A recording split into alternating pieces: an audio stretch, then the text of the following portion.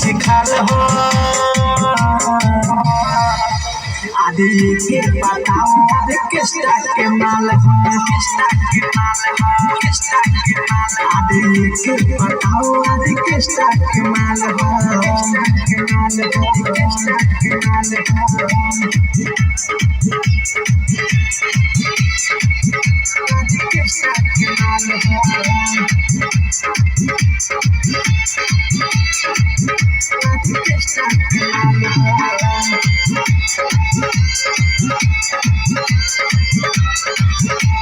हिया रसीली हो कि सबके जलती न मिली हो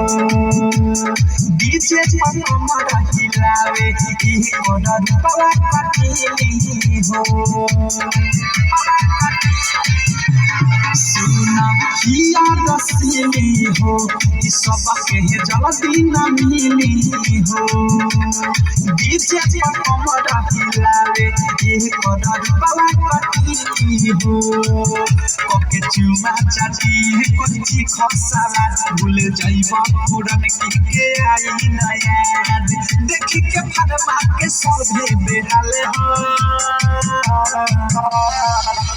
आदि के बताओ आदि किस टाइप के माल हो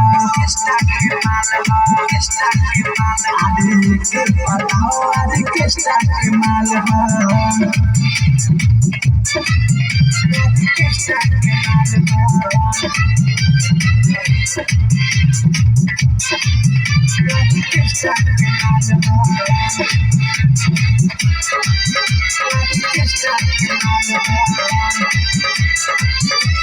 राही कदमी की विशाल